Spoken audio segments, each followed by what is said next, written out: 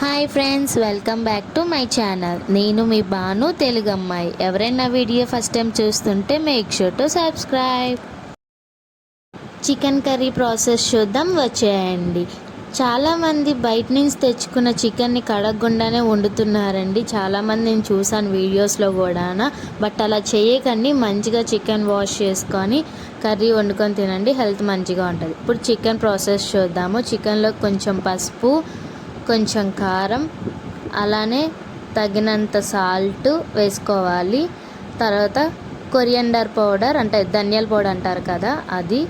Next వచ్చేసి గరం మసాలా వేసుకోవాలి.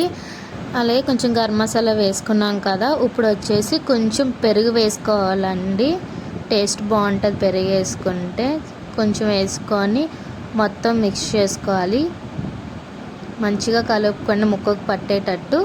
ఆ తర్వాత కాసేపు మనం దాన్ని మ్యాగ్నేట్ చేస్తే టేస్ట్ కూడా చాలా బాగుంటుందండి కర్రీ చేసేటప్పుడు. ఇప్పుడు ఆనియన్స్, చిల్లీస్ కట్ చేసుకుందాము. చాలామంది చాలా పెద్ద పెద్దగా కోసేస్తారు, అలా కాకుండా సన్నంగా కట్ చేసుకుంటే చూడ్డానికి కూడా కర్రీ చాలా అందంగా కనిపిస్తుందండి.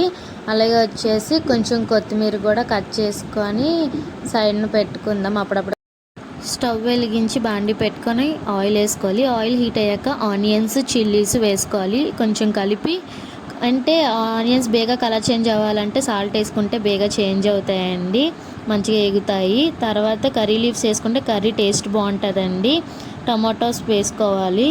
కొంచెం అటు ఇటుగా కలిపి కొంచెం మంచిగా దగ్గరికి అయ్యాక టమాటోస్ అన్నీని, ఆ తర్వాత మనం కొంచెం అల్లం వెల్లిపాయ పేస్ట్ వేసుకొని మంచిగా వేగనివ్వాలి, పచ్చివాసన పోయినంత వరకు. తర్వాత మనం మ్యాగ్నేట్ చేసుకున్న చికెన్ వేసుకొని మంచిగా కలుపుకోవాలి, మొత్తం కలిసేటట్టు. చికెన్ మంచిగా కలుపుకోవాలి, మొత్తం మసాలా అంతా చికెన్కి ఎక్కేలాగా. ఆ తర్వాత మనం మూత పెట్టుకుందాం కాసేపు.